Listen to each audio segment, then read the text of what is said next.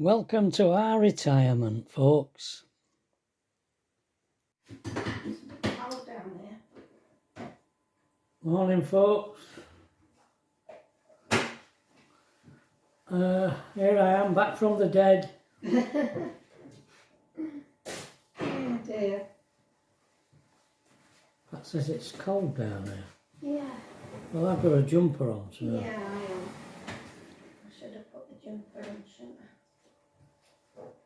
Before I came down. Yeah, you know it's always Chilly. chilly. Never... This room is the coldest room in the house, actually. Yeah, it is. I'm just going to get Ernie out. Well, I don't think it's cold. It's just the coldest. Yeah. Pat thinks it's cold. Yeah, I can feel it down there. And we were in that cafe in Cooper's, they didn't have the fire had gone out and Pat's hands were freezing.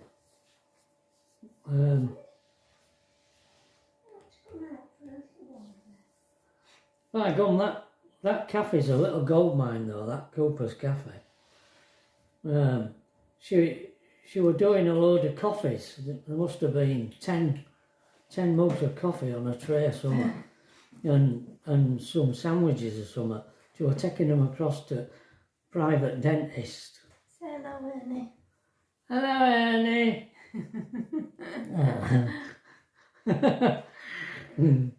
He smells. Does he smell? Do you smell, Ernie? You had a bath this morning. I'll give you a bath. Go have a wander first. Smelly Ernie. Yeah. Yeah, she was taking coffee over, wasn't she? Yes, I said, do they have a lot of staff over at that dentist? She says, yes, sometimes I take as many as 13 cups across. But it's a private dentist, they don't take NHS. No, we tried there first, didn't we, when we first moved? Tried a load of them. No, do we taking new NHS patients? Well, I mean, we still pay, don't we? Oh, Still still have to pay even with NHS, yeah. But it don't cost what it would No, in a private thing. no. My nephew's having to save up to go and have his teeth done. Keeps getting infected and his face puffs right out and he still can't get seen by a dentist. I don't Actually, understand I find that that. ridiculous. I don't understand that. No. I just thought you just rang 111 and went to an emergency dentist. Yeah. No. Yeah. But that's all because of drugs, being a drug addict. So Yeah. it's just eating away at it. Yeah. Teeth at first to go out there. So. Well, Yeah, I don't know, but... He continually gets abscesses and toothache and I don't know. Terrible. Yeah, and then he can't eat, you see. Only soft foods. And then that they don't put any weight on. He's really thin, isn't he? Yeah. Yeah, he needs to get his teeth seen to and then he can put some weight on, hopefully. He what?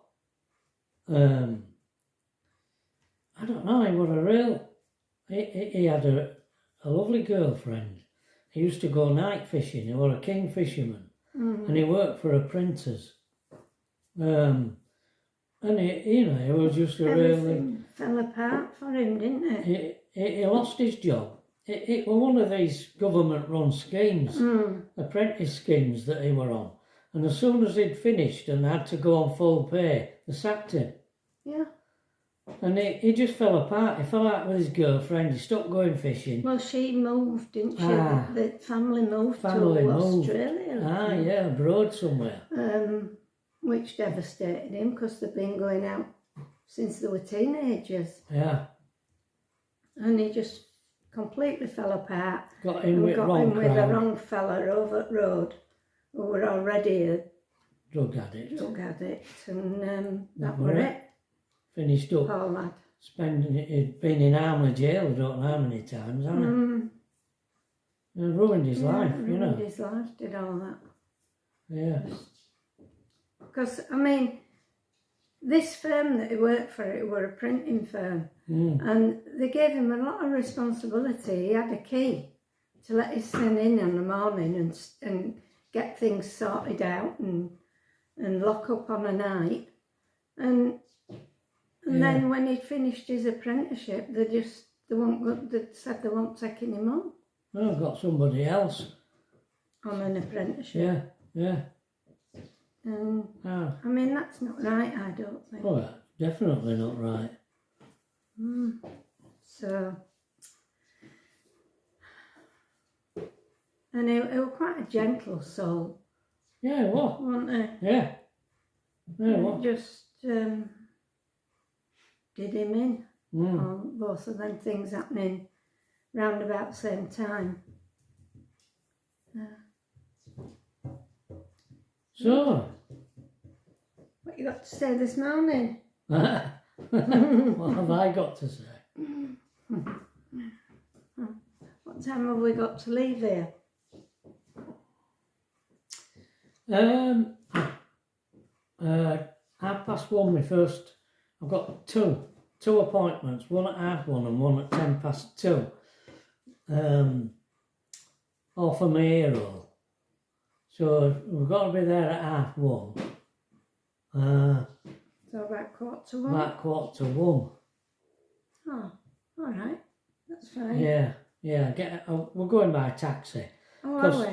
Oh. Well, the last time Tracy took us, she tried to park in car park, multi-storey car park for the hospital, and it was full. Yeah. Well, I'm not going to risk that. No. So, Okay. I mean, she couldn't find anywhere. She had to go and park up at work. Yeah. I remember. Well, I can't do that, so No. I'm not risking risking taking it. my car into Leeds. No. So we'll have to get an Uber, unless we go on bus. But if Well, we've that time. is entirely up to you. It depends if we've got time to do it.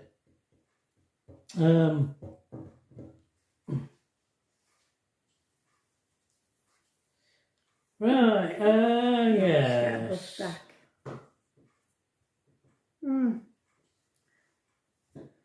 What we're going to talk about. Oh. Where had we got to with those stories? Well, we were talking about the, we'd hired a porter cabin and that wasn't any good. Then, we talked about building the workshop. We built the workshop in the garden. Yeah. Don't forget, all this time we're renting Rodley out. It wasn't plain sailing, it was, we had to-dos with agents. People come and people went, but eventually a lady and a son took it over, and it became they took the two shops all together. They took them both, joined them all up, made it into Rodley Pine, and it were a real thriving business. But then pine were very popular. Yeah, at that time. Everybody were buying pine furniture. Yeah. And they did really well. And things went on really well. They paid the rent, no problems. But gradually, they went and overstretched the end. They tried to open another place, didn't they, in Bradford? Yeah, in Bradford. And it didn't work. And then they started falling behind with the rent. I let them off with rent a couple of times, but in the end I had to tell them, if you don't pay rent, I'm going to have to say you'll have to leave, And in the end, I think she retired, didn't she? Yeah. did the lady, and they packed it in, and that's when we approached Tracy about it. Well, she were looking for somewhere, and she did want to move back to Radley, didn't she? Yeah. She were in Keighley. Yeah. And living with David at that time in Keighley. Well, they were just outside, weren't they? Yeah, they were living in that house, that big house with Asia. Oh, yeah. They moved to Shipley. Shipley. They moved back to Shipley. Mm. Yeah. They were sharing a big house. A real big house with Asia, who she worked for. I think Asia were on ground floor because she were in a wheelchair with her 2 children, and David and Tracy were on upper level. Yeah. Yeah, that's right. And then Asia bought a house of her own, didn't she, in Shipley? Yeah, she did. Which were 80,000. We thought, oh, wow. Yeah. We thought that were astronomical, didn't we? Yeah. Yeah. Were a nice house, and she left it to her son and daughter. So they James, James lives he came here about a week ago, didn't he? Yeah. To see Tracy. Yeah, we were saying he worked on that filmmaker. That Verdi, was it? Something that's on telly. It were set in Bradford. Yeah. And he followed the director around. Right. Doing shots. Yeah. While all this time's going on, I'd you know the chap I told you about that I tuned for, and he said, "Why did Jesus die on a cross?" And I said, "I don't know." Well, he had his own meetings. They'd come up from London. He was a copper in London. His wife was a teacher, and they came up and they established that pig farm there in Lincolnshire. And they used to have a little meeting on a Sunday, and I used to go there to their house. They'd been in the Anglican church, they'd been in Baptist churches, they'd been in Methodist churches, they'd been all over the place, and just really left them all in disgust because they didn't believe they were practicing what they preached, basically, or what one in conformity to the teaching of the scriptures. So that's why they were there in that house. So you could say they were nonconformists. And I went there. Norman used to do a bit of preaching his son, and then we had tapes. We used to listen to a tape ministry by various people who were thoroughly vetted by Norman. But eventually, I mean, I was always having arguments with them, with everywhere I went. I'd have arguments with them about stuff, and then I'd leave, and then I went to Barton Church. That was just an evangelical church. It wasn't a charismatic church, what I call light bulb theology. I call it light bulb theology because they spend the time doing this with their hands, as though they're taking bulbs out. It won't. I never went to, never got involved with charismatics. But I couldn't stay there either. I tried, and I just were at odds with them. And Wendy were a friend of Norman's, where, you know, in that house where I was telling you, the pig farmers. Wendy were a friend of theirs, and that's how I got in touch with Wendy, how we became friends. And Wendy knew a chap in Bideford, who were a minister of a Baptist church in Bideford, and he used to produce a little mag See how she turns off. Sorry. She turns her off completely, just then. I'm just checking on Ernie, going down. Anyway, they used to produce a little pamphlet. More of a pamphlet. Well, not a booklet, not a pamphlet, something in between, called The Link. And Wendy told me about it, and I sent off for it. And I liked it. It was what I believed to be in accordance with the scriptures. And I got in sort of at a distance. I got involved with him. I got his tapes. He used to record his ministry, and I used to get his tapes. And they used to have a convention every June, and we used to go every year in June. You used to go with Norman and... No, I didn't. Not Norman and Kath. Brian and Pat. Brian, Pat. That were it. I thought Jeff and Susie used to go. Yeah. And Jeff and Susie, they used from so Weatherby. You used to go down with them, didn't you? Yeah. And you... I didn't. I think didn't go. Didn't you? I went... Once we went, we had a caravan. Yeah. Or a lodge or something with Tracy. Yeah, I didn't go then. No, I know you didn't. Yeah. But you knocked about with Tracy. Yeah, and you went to... And another time you were with David and Tracy. Yeah. You went with them somewhere and then I joined you after it had finished. It lasted Saturday and Sunday, did this? Yeah. Well, I think we'd gone for a week and we got this lodge. It was funny because Tracy and David were only courting as far as we were concerned. And we made them sleep in separate bedrooms. Yeah, I won't let them sleep together. In lodge, did we? No. And it was that time that they went to Land's End. Aye. And he'd bought her an engagement ring from... We were walking round Penzance, actually. Penzance, he got it. And he bought her a ring, didn't he? Yeah. Without anybody knowing. Yeah.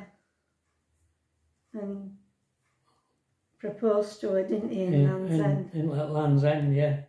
Yeah, he did, yeah. Yeah. Yeah. They've been going out a few years, Oh, haven't they, they've been by going then? out quite a few years by then, yeah. Yeah. Yeah. And then we went back and took our own caravan and put it on a field at top of that place that's a right tiny street where they don't let cars down. Whoa, where are you now? What's going on now? What are you talking about now? When we went to Bideford that other time, we took our caravan and put it on a field up at the top. Yeah. And I did go with you then. Yeah. To church. Yeah. Yeah. That was bad not good. Bad experience That for was me. a bad experience. It was, yeah. Mm. Yeah. We went there and we were planning on going to service, weren't we, on Sunday? Had we been to somewhere else? We went in the morning. We went to the morning service. Yeah. We thought... We assumed... that somebody had sort of invite us back and spend the afternoon with them and then go back to the evening for the evening service. But nobody did we, Bo? No. I suppose that were wrong of us to assume that someone would, because they knew we were there, they knew we were going. We just assumed that someone would say, come back to our house for a bit of lunch. Yeah. But I mean, we would have. Yeah. We would. Anyway, it didn't work out, so we ended up sitting in caravan in pouring rain and wind. And we'd not planned out for lunch, so we didn't know what to do, did we, really? Was it Club L? Was it Clovelly? Clovelly. Where you go down them, that steep. Steep hill and cars don't go down it. Yeah, It used to have a donkey that went round. pulling a sledge. And then, because it had been raining all night and blowing and what have you, he'd go up in the middle at night to put car in front of caravan to stop it blowing as much. And when we got up in the morning to leave, blooming car won't start, would it? Oh, we had to push it. We had to push it onto the street. Out of this field and push it. Well, that we were going to get to crown the hill and let it go downhill towards Clovelly, weren't we? To start it. A kind lady came out of her house and helped us push it to get it started. And it did start. It did, yeah. Yeah. Yeah, it did. Yeah. And we left Devon, and we always had it always left a sour taste in us mouth. Yeah, it did. After that, it did be different, didn't it? Because we didn't. When we went to tea time one, I think it was tea time one, we had a bad experience again, didn't we? We did. In the in church. Yeah. Yeah. Nothing but bad experiences. So I tried different places, but I could never get on with it. I was always a square peg in a round hole, or a round peg in a square hole, I don't know. I just couldn't, I never did fit in. And I finished up just listening to Mr. Molland on my own, these tapes. But I continued having doubts. Things kept happening. And then I started my own little services that I told you about. But eventually they fizzled out. You did them for quite a while. Yeah, didn't you? I did, a couple of years maybe. Yeah.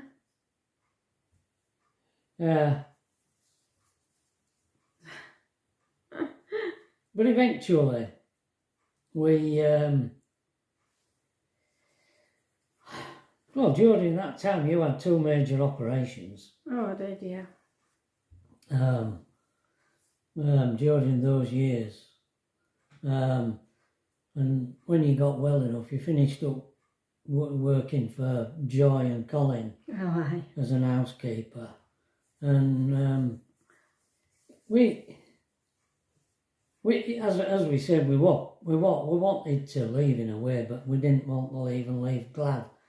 So we did stay until Glad died, and then I said I really need to move physically to break this spell, if you like, with religion really. But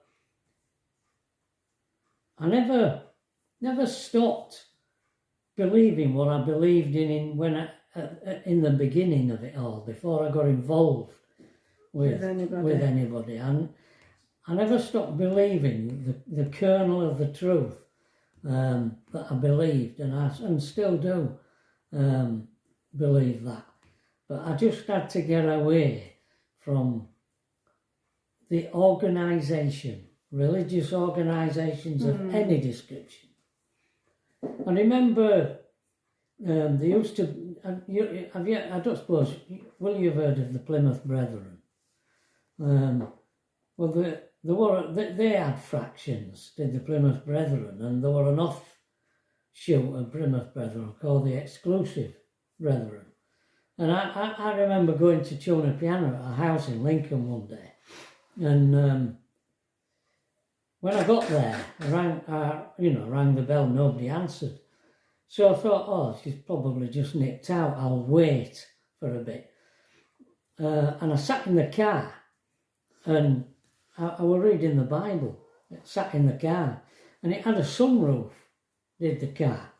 And the lady was upstairs, and she was looking down, and she saw me through the sunroof reading the Bible, and she rang her husband, who they owned a business in Lincoln, and she said, there's a strange man parked on our drive, and I don't know, he's rung the bell, I don't know what to do.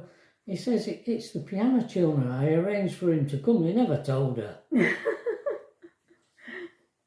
So she says, well, he sat down, I can see him, he sat down in the car reading the Bible, is he? So she come down and let me in, and this was the first encounter with what they call exclusive brethren, and they were a real clanny type. They all owned houses in a cluster. Yeah. They lived in the same area of Lincoln, and they bought houses on the same street, or? Yeah, and I think because they knew, I believe, they recommended me to all their friends and family. Yeah, and they were all these exclusive brethren. Because they all had pianos, didn't they? They all had pianos. They didn't believe in recorded music. They didn't have televisions, radios, record players. But they played guitars. They all played instruments. Yeah. But you said it was funny because when they played, you knew what song they were playing, but it didn't sound like it. Because they'd never heard it. Because they'd never heard the original. They just read the music. I remember they played Lying Eyes for me by the Eagles.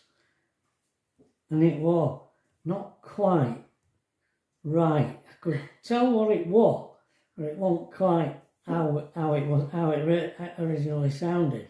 But it's funny that if you've never heard a song, you don't know how it. Yeah. You're just reading music. Yeah. But I went all over tuning for them. In Hull, I went to Leicester. I went all over the place. And they were all in these little pockets in different places, yeah.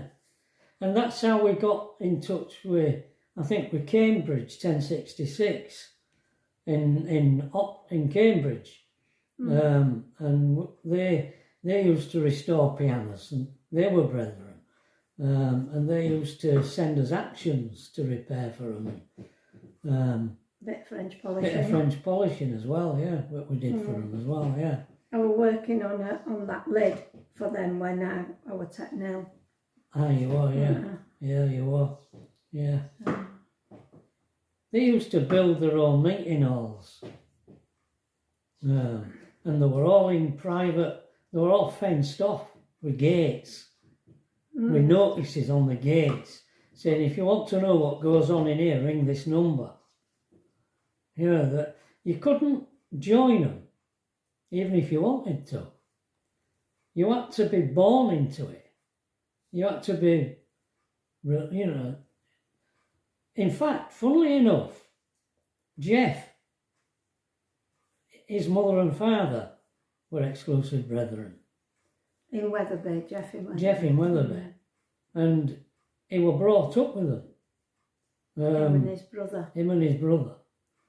They're very, very, very strange, because his brother was an architect, Jeff's brother, and he belonged to the British Architectural Society, whatever it was, and they told him he had to leave that because it was a worldly organisation, and he shouldn't be involved in it, and he refused, so they excommunicated him.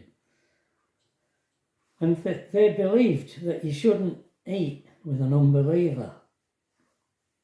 And so they told Jeff he couldn't eat with his brother. And Jeff refused, so they kicked him out as well. Because whenever we went over there to pick out up or take out back, we never stayed in workplace. They always ate together, didn't they?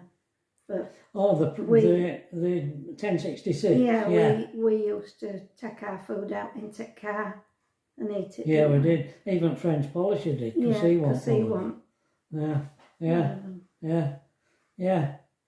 Yeah, But this is it's how you can get with interpretations of scriptures, you know. Yeah. So yeah. So Jeff, Jeff didn't go to a church. No. Well, I think Susie did. Yeah, Susie used to go to normal. I think she did. Yeah. Normal church, didn't she? Yeah. So that's about the church. and during this time, I got baptised in the River Ancole. Oh yeah, I've got some photographs of that. We've actually got photographs of it. Oh dear. Yeah, I did. Yeah, and we used that trailer of ours to get changed in. Yeah. Took it onto field outside at River Ancole. Oh dear. 30 minutes. Better stop now, folks. All right, we're coming towards the end, I think, of the wilderness years, I think. Yeah. Thank goodness. Okay, folks. Bye, everybody. Bye.